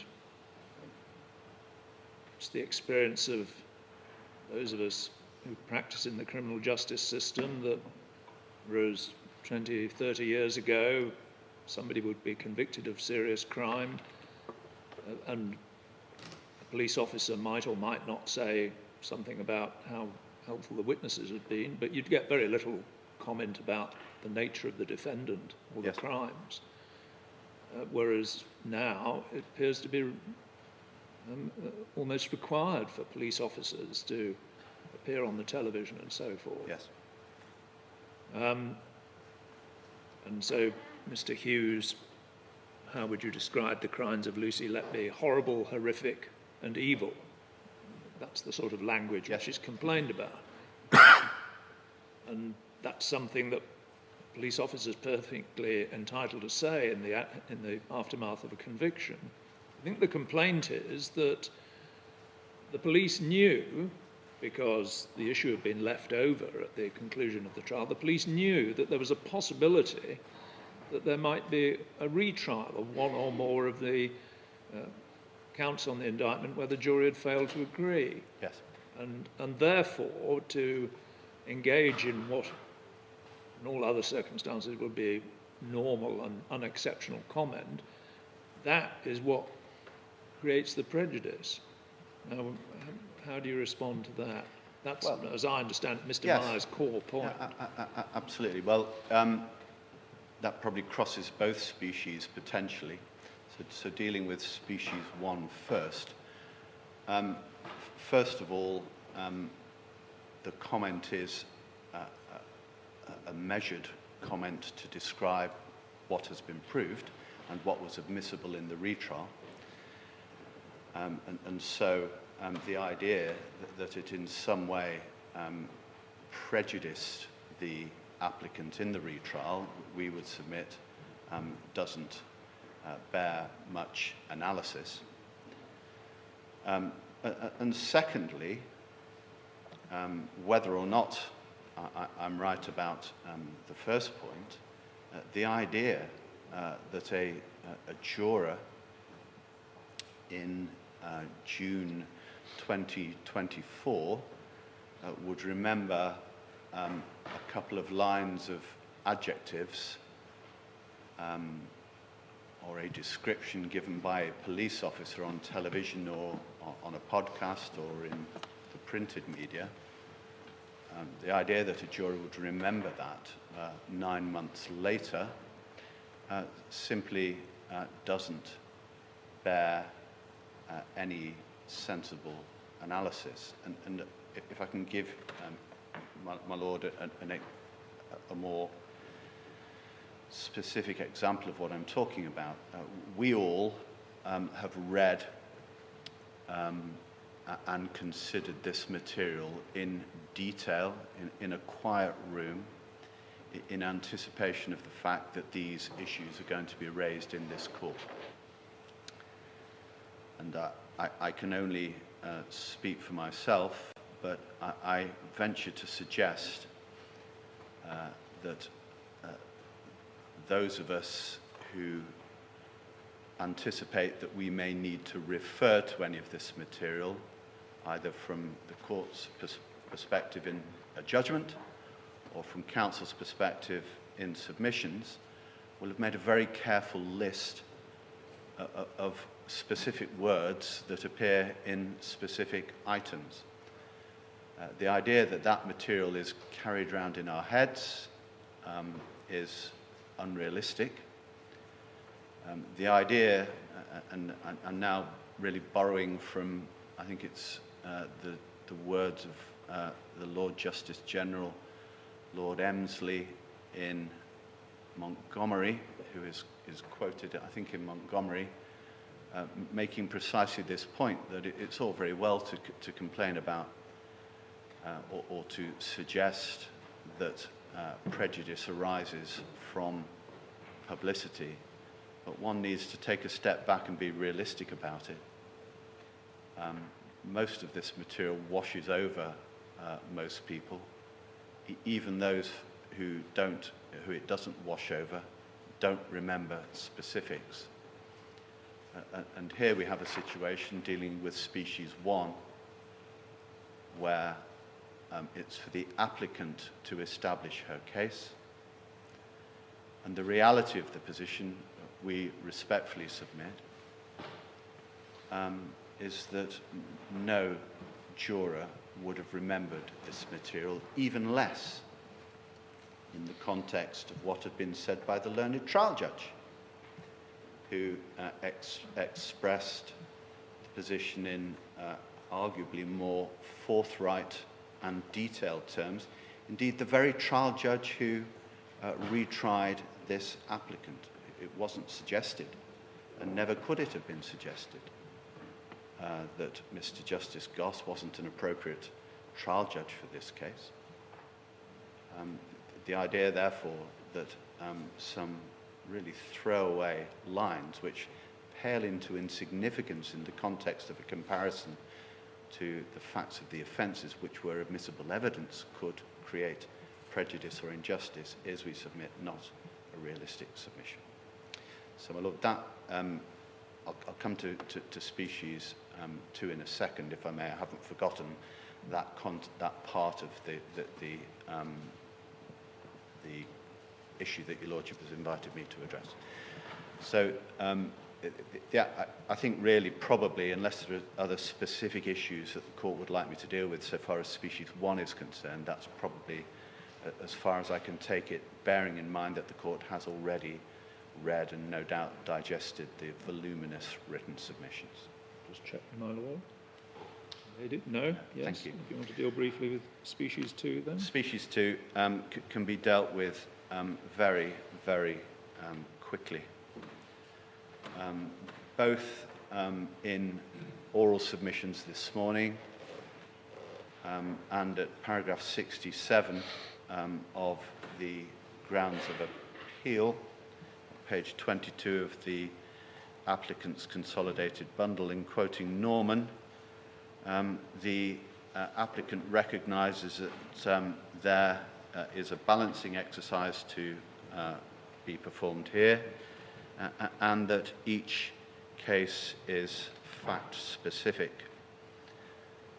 In the context of a remedy of last resort, and the clarification recently provided by a different constitution of this court in the case of the concession made in argument before Mr. Justice Goss, we submit, is fatal. But even if that wasn't right, and by that I'm referring to the fact that on behalf of the applicant, it was conceded that there was no misconduct on behalf of either the prosecution or police. But also this morning, and indeed also in the written application at paragraph 119, the decision for the trial judge is characterized as being a fine balance.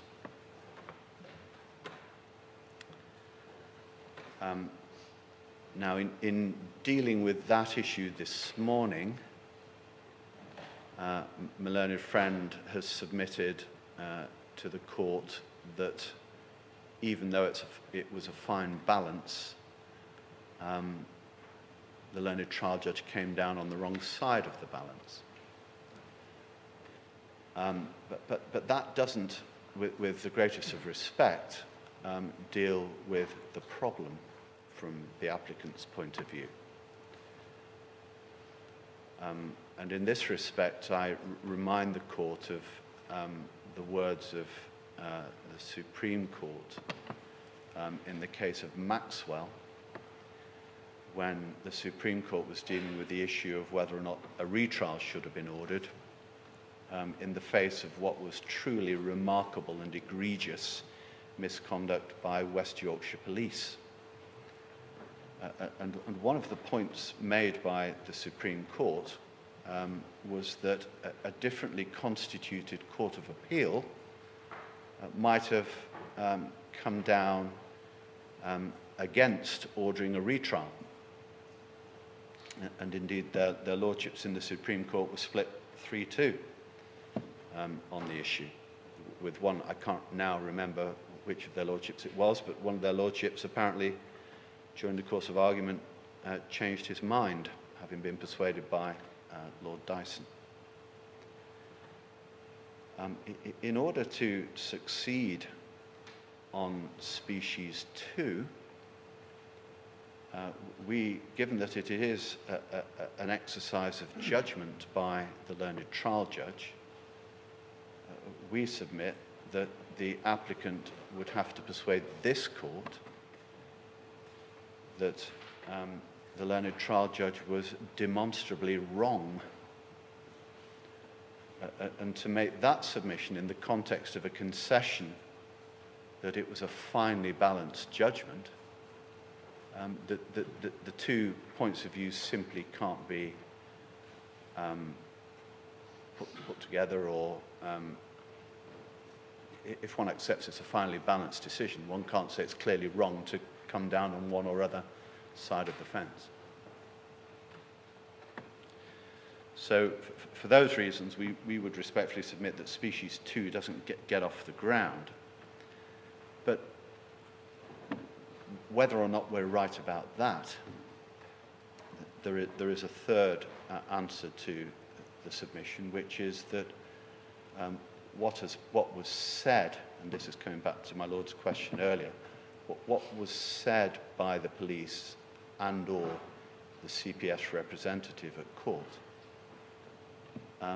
pales into insignificance in the context of the facts that had been proved against the applicant in the trial, in trial 1, which convictions were admissible in trial 2 and therefore known to the jury in any event.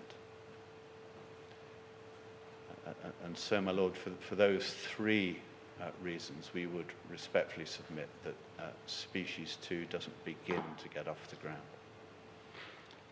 Unless there's any clarification or further elucidation. No, thank you very much indeed, Mr. Johnson. I'm being prompted from behind. And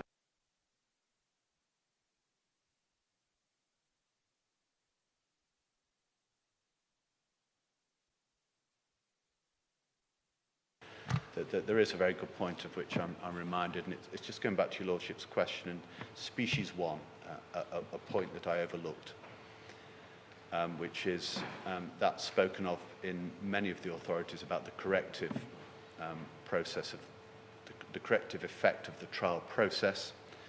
And of course, this court has seen that this jury was asked questions, and specifically when the application to stay was refused, the jury was asked 2 supplemental questions, which appear in the Learned Friends bundle at tab 18. Can you give me a page number? I can, of course. It is page 350.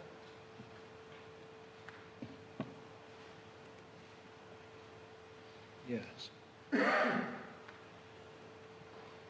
So, unless that further submission has provoked any questions from the court, I think that's all I can reasonably say. Not from me.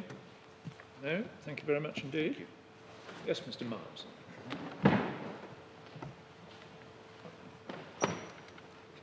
My Lord, just 4 points I'd like to raise in response. The first is the submission that in some way by using words like vitriolic or unadulterated, that is to mischaracterize the material that we look at. And also that there has been no objective analysis of that material, which in some way undermines the point we make. The court will form its own view of the nature of the coverage. What we have provided are examples. The summary provided by the respondent navigates its way through those examples without reference to evil, devious, cold-blooded, and the like, which are throughout. Context is important. My Lord, the court has been provided with the summary, but it's the underlying material that matters. It isn't good enough to say, for example, with regard to item 51, that there's reference to inside Lucy Letby's beige home, and that's an end of the matter. If one actually goes to the link, one finds it opens with the former NHS nurse bought the ordinary 3-bedroom property in Chester, gives the price, and lived there whilst carrying out her cold-blooded evil crimes. And then goes on to say, killer nurse Lucy Letby is set to die behind bars after being convicted of murdering 7 babies and trying to kill 6, meaning she'll never return to the place she called home, and goes on to describe the house where she carried out her campaign of terror. And if one goes to the underlying material, the inextricable binding of what may appear to be anodyne facts with comment that is properly characterised as vitriolic is there. So, for the assistance of the court, my lord, we're compelled to observe it is important not simply to look at the summary, which necessarily is brief, but as we understand the court will have done, having the material, to have considered what underlies it, and it is deeply hostile. The New Yorker article, which is the one item that stands out in isolation, the significance of that is the reference it makes to the behaviour of the police and the programme they wish to engage in, publicising their work on the case. The court will form its view. The criticism that there's been no objective analysis of this, we respectfully do not understand in terms of what we are meant to analyse beyond putting before this court the material that there is. The words such as evil, devious, cold-blooded or manipulative, coming not just from the reports but also from officers, speak for themselves. And we do not regard any further analysis as necessary. The question for the court, and ultimately would be a subjective one, is what unfairness follows from that. There's no cognitive breakdown we can do beyond looking at those words and a court, as courts do, assessing what the impact of them is. That's the first point. The second matter is this, that insofar as the convictions being admissible is an answer to complaints of unfairness, just add this, of course, that's not accepted by the applicant, but that would be no answer to species 2 in any event, which is a different issue altogether. With regard to species 2, the third point is this, my lord. The respondent was asked to identify what was said about the comments by the police and the prosecution, and the answer was that it was largely measured comments, not prejudicial to the appellant in a retrial, and the jury would be unlikely to remember it 9 months later. We took the court, in summary, to comments from the police and the prosecution. We don't repeat it now. They're not measured. But the answer that it's unlikely a juror would remember them 9 months later, if that's correct in terms of the fade factor, may be capable of being an answer to species 1, but it is not an answer to species 2, which is the matter that your lordship was raising. That isn't the point. That's the difference. And as for the suggestion that the fade factor would mean that material at the time would not be carried in a potential juror's head, the point is that what will remain are words like evil or misconduct or killer or 4,000 cases. It can't be said, and there's no objective analysis to suggest they would not remain in a potential juror's mind. The final point we raise in answer to matters dealt with in the submissions, my lord, is the question of the term fine balance, and whether that therefore shuts the applicant out from arguing that that fine balance was resolved in the wrong way. We submit that our recognition that there is a fine balance in this situation is no bar to the ultimate decision being wrong, because in our respectful submission, this isn't one of those cases where there is a broad discretion within which a judge may fall anywhere along a continuum. If it is unfair, and if this court finds that that offends justice and propriety, then that is an end to the matter. The fact the balance may be fine does not justify it if the learned judge resolved the matters in a way with which this court properly disagrees. And we respectfully submit that fine as the balance was, those comments and that behaviour in the context of this case does offend in the way identified by species 2. And there is no broad discretion to be applied which undermines our submission by our recognition realistically that these things may be difficult and there is a fine balance. I'm grateful for the opportunity to deal with those, my Lord. May I just be given one moment to confirm if there's Yes, anything of course. further? Well, my Lords, my Lady, unless I could be of any further assistance, those are the submissions we make. Thank you very much indeed. Mr. Johnson, we propose to give judgment today. There are orders preserving the anonymity of, self-evidently, the victims of attempted murders, including the baby who was the subject of this case. Although, is there any reason why this judgment and the outcome of this appeal application can't be reported in the normal way? There's no reason at all, my Lord. No. I mean, the previous judgment was only released, that is, in relation to the original convictions after the retrial. Yes. But that was the only reason it was delayed. It was, my Lord. I'm sure that you, my Lord, knows this anyway, but the cipher given to the child in this case is baby K. Yes. And this is absolutely no disrespect to that baby and to the parents. Because of the nature of this case, we shall make only but passing reference to the crime. Of course. Yes. That's understood. Right. Well, we shall rise to consider the position. I hope that we'll be able to give judgment before lunch. It obviously won't be for at least 15 minutes, but if you will make sure that you're available before lunch. Thank you. Rise.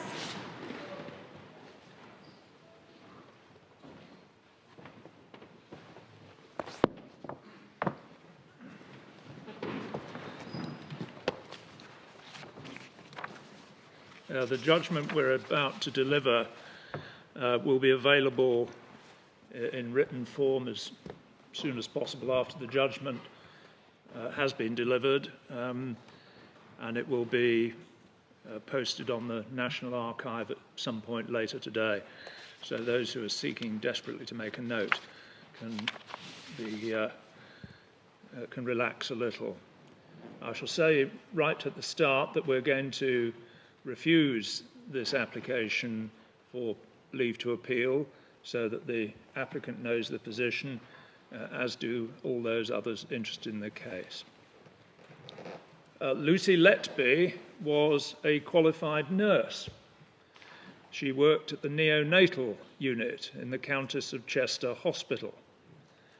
In August 2023, she was convicted in the Crown Court at Manchester after a trial lasting over 10 months, of 7 counts of murder and 7 counts of attempted murder.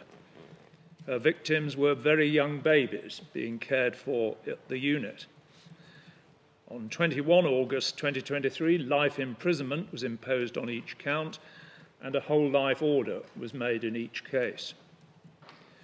The jury were unable to agree in relation to 6 other counts of attempted murder. They acquitted Letby of 2 counts of attempted murder. These counts also involved very young babies in her care.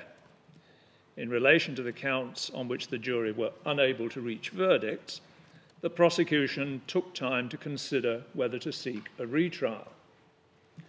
On 25 September 2023, the prosecution announced at a hearing in Manchester that they proposed to retry Letby on 1 count of attempted murder. The trial was fixed for 10 June 2024. The trial judge, Mr. Justice Goss, imposed a reporting restriction pursuant to Section 4.2 of the Contempt of Court Act 1981, whereby there was to be no reporting of any matter which would create a substantial risk of prejudice in relation to the trial due to commence on 10 June. The background of the case to the case of Lucy Letby is very well known. It was set out in detail in a judgment of this court handed down on 2 July 2024 in relation to her unsuccessful application for leave to appeal against the convictions in August 2023. Neutral citation 2024 EWCA Crim 748. Her case attracted very substantial publicity as the trial progressed. After she was convicted, there was a great deal of broadcast and other media comment about the horrific nature of her offending. Doubtless this was the trigger for the reporting restriction imposed on 25 September. On the first day of her retrial, on 10 June 2024, counsel for Letby, who had represented her at the first trial, applied to the trial judge for a stay of the indictment, charging a single count of attempted murder. It was submitted that a trial on that indictment would be an abuse of process. It was argued both that Letby could not receive a fair trial and that it would not be fair for her to be tried. The argument was based on the nature and extent of the publicity arising from the first trial. Mr. Justice Goss refused to stay the indictment. The trial proceeded. On 2 July, Letby was convicted of attempted murder. On 5 July, she was sentenced to a further term of life imprisonment with a whole life order. Letby now applies for leave to appeal against her conviction in July 2024. The sole ground of appeal is that the judge erred in refusing to stay the proceedings. She's represented today by leading and junior counsel who have been instructed by her throughout. It is necessary to say at the outset what this application does not concern. Since the convictions in August 2023, there has been significant media coverage of the basis for those convictions. This has involved a critique of the medical and scientific evidence called at the first trial. Some of the public comment has called into question whether Letby ought to have been convicted in August 2023. We are not concerned with the first trial. That was the subject matter of this court's judgment in July 2024. Whether there are or may be issues arising from the first trial which have yet to be the subject of judicial consideration is not for us to say. That would be speculative. This application will not involve any detailed analysis of the evidence called either at the first trial or the retrial. Our concern is solely whether the trial judge was wrong to rule that Letby could not receive a fair trial in June 2024 and that it would be fair to try her. And this will involve principally a discussion of the publicity given to her case. The basis upon which a judge in the Crown Court will stay proceedings as an abuse of the criminal process is very well settled. The principles and the authorities establishing them were reviewed comprehensively by this court in BKR, reported at 2024 One Weekly Law Reports 1327, neutral citation 2023 EWCA Crim 903 at 34 to 50. The core principles were again helpfully summarised in NUG 2024 EWCA Crim 493 at 21 to 25. We do not propose to repeat that exercise. The first type of case in which abuse of process may be established is where an accused could not receive a fair trial. In this instance, the argument is that the media coverage of Letby's convictions, reflecting in emotive language the nature of the offences and the revulsion at the underlying behaviour, was so great and sustained that no jury would be able to give the issues in the retrial fair consideration. It was described to us as a campaign. The extent of the coverage and the notoriety of the case were such that there could be no prospect of any juror's memory of the coverage having faded. No direction given by the trial judge could remedy the position. The second type of abuse arises when it would offend the integrity of the criminal justice system for a trial to proceed. where that type of abuse is alleged, any prejudice to the accused has to be balanced against the public interest in trying serious criminal offences. In this case, the submission is that following the convictions in August 2023 and before the making of the reporting restriction on 25 September 2023, police officers and representatives of the Crown Prosecution Service engaged in sustained hostile commentary about Letby's offending. There was reference to further investigation into her activity at the Countess of Chester Hospital, suggesting that her criminality went far beyond the offending represented by her convictions. It's argued that the police and the CPS knew that a retrial was at least a possibility. In those circumstances, it was completely unacceptable for them to engage in public discourse in the way that they did. The behaviour by those involved in the prosecution process offended the integrity of the criminal justice system so as to require a stay of the proceedings. These submissions were made to Mr. Justice Goss. In a written ruling, having accurately set out the principles to be applied, he dealt with the outcome as follows, quote, "I am satisfied that any prejudice to the defendant from the publicity in the media is not such as to preclude the defendant from having a fair trial. The evidence of her convictions will be in evidence before the jury. It will be subject to the necessary directions to the jury as to the use to which they may and may not put this evidence. They will also receive a direction as to the importance of reaching a verdict on and only on the evidence placed before them and nothing else. Experience has shown that juries can be relied upon faithfully to follow such directions. The media coverage will, in any event, have been diluted by the, quote, fade factor, unquote, since the verdicts in the original trial were reported. In relation to the second limb of abuse justifying a stay, even applying a broad interpretation of misconduct, none of the matters raised by the defence, individually or collectively, amounts to misconduct. Even if any do, it does not justify the remedy of last resort of a stay on the grounds of abuse of process when weighing the public interest in ensuring those charged with crimes should be tried against the competing interest of maintaining confidence in and the integrity of the criminal justice system. Unfairness to the defendant is not required to this limb. The focus is on whether a stay is appropriate in order to safeguard the integrity of the criminal justice system.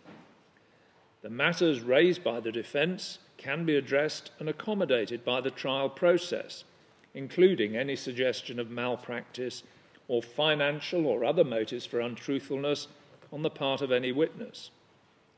The accounts witnesses have given of events at any time are all matters of record and available to be adduced and challenged in the trial process.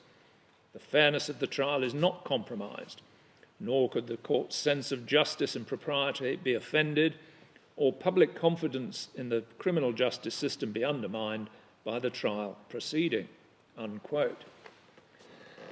This was an exercise of judgment by the judge. Thus, we must assess whether his decision was wrong. This is to be contrasted with the exercise of a discretion, where we would be considering whether the decision was one open to a reasonable judge.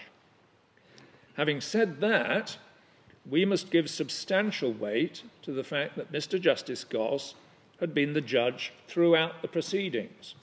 He had conducted the first trial.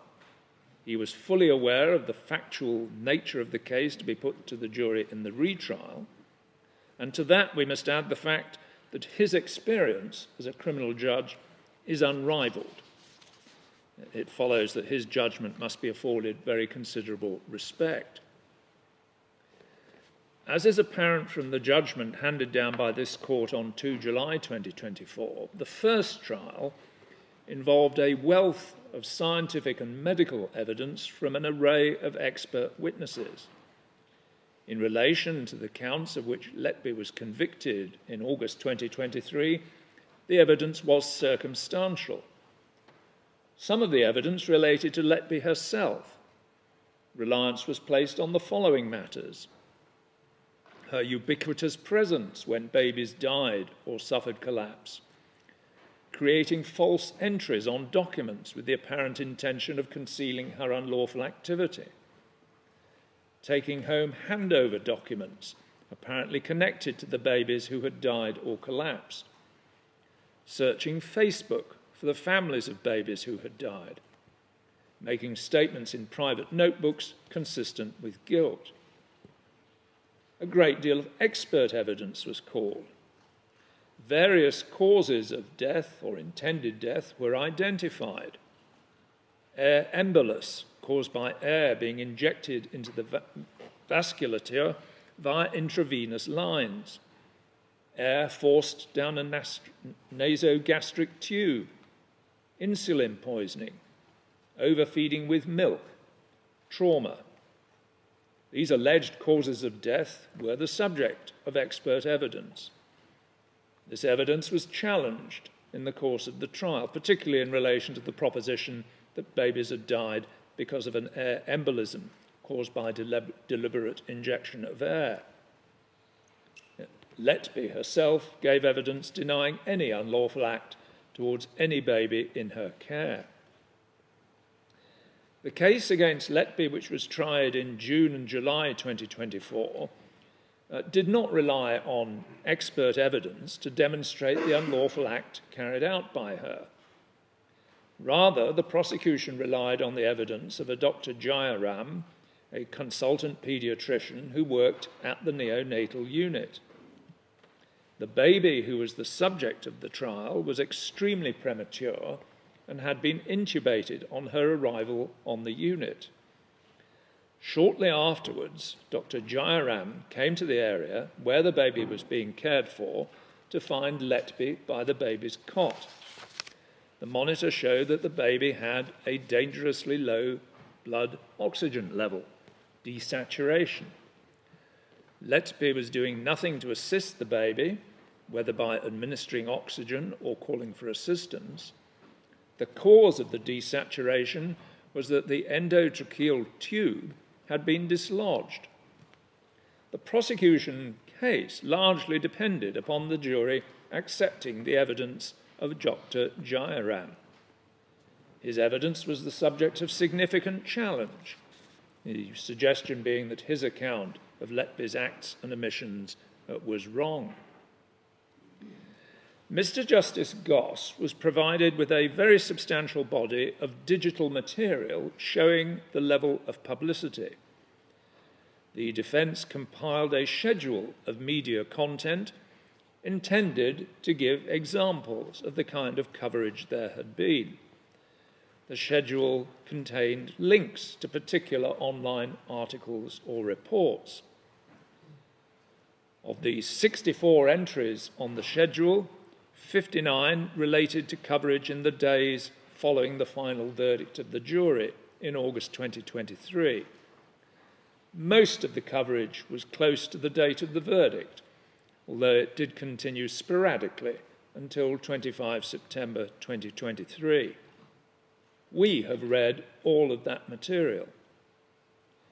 In written submissions, Mr. Myers, King's Counsel, and Ms. Clancy have emphasised the following. Daily Mail podcasts in August and September 2023, including discussion with the police officer in charge of the investigation and a police officer who interviewed Letby. The former referred to Letby being able to manipulate others at the unit so she was able to get away with murder. The latter spoke of Letby being one of the worst murderers of modern times. A Talk TV recording of an interview with one of the main prosecution witnesses, expert witnesses, in which he said that what Letby had done was beyond belief. Similar posts by Channel 4 News and Sky News. reports in more than one media outlet that the police were investigating further possible cases of the death of babies being caused by Letby. The reports referred to the police looking into 4,000 admissions of babies into the unit. BBC Panorama documentary with interviews with parents, police officers and a doctor from the hospital. Newspaper and online references to Letby making comparisons with Myra Hindley and Rose West and describing her as evil. Adverse comments by leading politicians, including Rishi Sunak, the then Prime Minister, about Letby's failure to attend her sentencing hearing. The submission to Mr. Justice Goss, and repeated to us, was that the reporting of the trial, and more particularly its aftermath, was emotive. Although the factual presentation of the offending as found by the jury was accurate, its effect was overwhelming and prejudicial.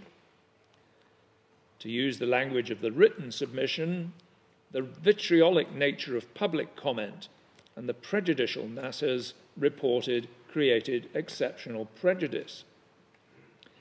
Because the prejudice created was based on a trial which had already taken place, it could not be ameliorated by directing the jury to concentrate on the issues in the trial. Given the quantity of adverse material, there could not be any fading from memory of what had appeared online, in the press and on television. We do not accept the applicant's argument. The outcome of the first trial undoubtedly led to an unusually large amount of publicity and online debate. That is because, on its facts, the case was extraordinary. Simply because the extent of the publicity was much greater than would normally be the case, of itself did not generate prejudice. For a neonatal nurse to murder 7 babies in her care was a startling fact. Even if no police officer or other commentator had said anything about Letby being comparable to other notorious murderers or used extreme adjectives to describe her, the mere fact of her offending would have created that effect. In relation to the more emotive language used, the fade factor would be significant. From 25 September 2023 onwards, the reporting had been limited. What would remain in jurors' minds would be the fact of Letby's offending. That fact was before the jury as evidence in the case. The judge directed the jury about the previous convictions in these terms. If you are sure that the defendant's convictions show that she has such a tendency to commit offences of this type, then this may support the prosecution that she attempted to murder the baby. It's for you to say whether it does, and if so, to what extent. But you must not convict her wholly or mainly because of those convictions. The fact that she's been convicted of the offences in the past does not prove that she committed this offence on this occasion. Previous convictions may only be used as some support for the prosecution case if, having assessed the evidence, you're satisfied that it is right to do so. In those circumstances, we conclude that the judge was right to find that Letby would be able to have a fair trial. We take into account the fact that almost all of the material of which complaint now is made emerged in the week immediately following conviction. The prosecution relied on what they termed the fade factor. We consider that they were right to do so. In our judgment, it is of some significance that the critical issue for the jury was whether they were sure of the evidence of Dr. Jairam. Legitimate criticism could be made of his evidence. Although he believed that Letby had deliberately dislodged the endotracheal tube, he had said nothing at the time, nor for many months after. There was an inconsistency between his evidence and the contemporaneous records. The nature of the case being considered by the jury was fact-specific. Had the jury known nothing of the outcome of the previous trial, the publicity surrounding it would have been a significant factor. Since the convictions were in evidence, the publicity was of far less effect. The prejudice came from the jury knowing that Letby had been convicted of 14 offences of murder and attempted murder.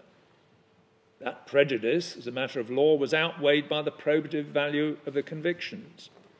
Had it been otherwise, those convictions would not have been admitted in evidence. Before leaving the issue of whether Letby was able to have a fair trial, we must deal more particularly with the position of Dr. Jairam. Mr. Myers and Miss Clancy argued that his position was especially problematic. He had given evidence in the first trial when the jury had disagreed on the count where his evidence was critical. Following Letby's convictions, he'd been interviewed by a variety of outlets and had commented on social media about the case. The schedule of material relating specifically to him indicates that he ceased to comment once it was known there was to be a retrial in relation to the count with which he was particularly concerned. But the submission is that his public statements prior to that were, quote, extraordinary, unquote, given his position as a witness. We do not agree with that proposition. We have reviewed the material relating to Dr. Jairam with care. We could not identify any matter relating to Letby which significantly departed from or added to the evidence he gave in the two trials. He made comments about the extent to which those with overall charge of the neonatal unit bore responsibility for what had occurred. That could not have prejudiced the case against Letby. In the course of the retrial, Dr. Jairam was cross-examined about what he had said in one interview given after the first trial. This was not in order to criticise the fact that he had been interviewed. Rather, the content was used to make a forensic point on behalf of Letby as to what the witness had said previously about her actions.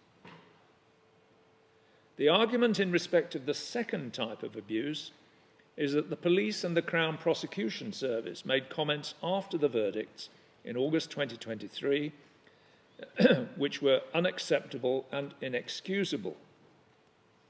In the course of the argument before Mr. Justice Goss, Mr. Myers accepted that those comments were not made in bad faith, nor did they amount to misconduct. Mr. Myers categorised them as, quote, ill-judged, unquote. Nonetheless, he argued then, as he does now, that what the prosecution and the police said meant that the trial would, and in the event did, offend the integrity of the criminal justice system. Police or prosecutorial misconduct is generally recognised as the first requirement in any finding of this species of abuse. The cases cited at 35 to 43 of BKR confirm this. We accept that misconduct in the conventional sense is not the only basis for concluding that it would not be fair to try a defendant. That is clear from the citation of Norman, 2016 EWCA Crim 1564 in BKR. However, for criminal proceedings which would be fair to the accused to be stayed, something very much out of the ordinary must have occurred. Mr. Myers said that the police had embarked on a media campaign in emotionally charged circumstances. We consider that this is an overstated description of what the police officers did. The trial of Lucy Letby was a matter of national public interest. Once the trial had concluded, there was an inevitable demand on those with a close knowledge of the case to speak to the media. What was said by police officers was not wholly restrained. They described the offending as horrifying and the person responsible as evil.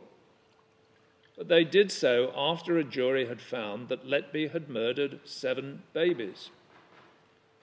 the notion that after a substantial criminal trial, police officers involved in the investigation should not speak with a degree of freedom to the media is fanciful.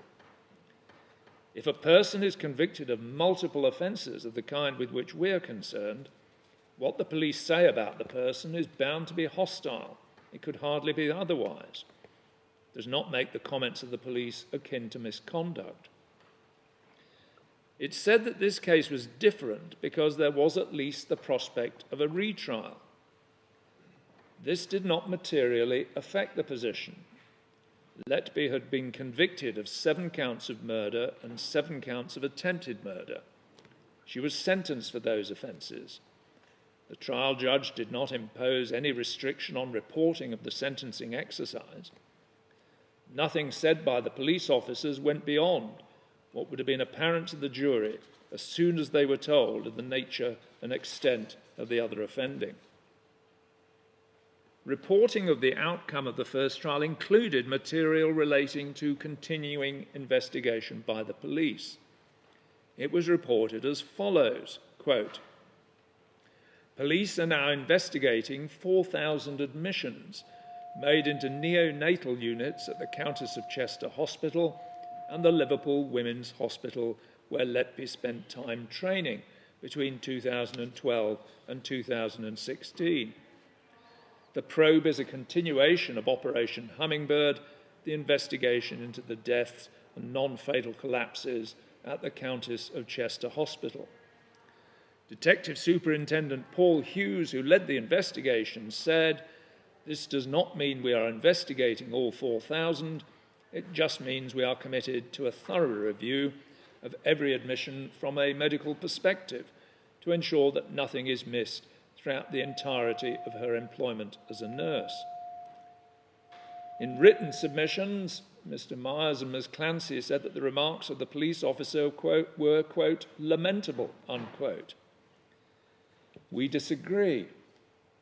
The officer said that in the light of the findings of the jury, it was appropriate to review the entirety of Letby's career as a nurse. That was an unexceptional comment. The figure referred to was simply the number of babies who had passed through the relevant units during the relevant time. The police officer cannot be criticised if journalistic hyperbole therefore created a false impression. The judge identified that to stay a criminal trial, because it would offend the integrity of the justice system, always will be the remedy of last resort. It is an exceptional step to take. It was not justified by the circumstances in this case. The judge was entirely correct to find that it would not be unfair to try Lucy Letby for the single offence of attempted murder. It follows that we refuse her application for leave to appeal against conviction. We repeat what we said earlier. This application related to a narrow legal issue. Nothing we have said can contribute to any debate about the wider case against Lucy Letby. Mr. Myers, Mr. Johnson, thank you both very much for your very helpful written submissions, and to your juniors and to those others who support you. We were greatly assisted. Thank you. Thank you very much.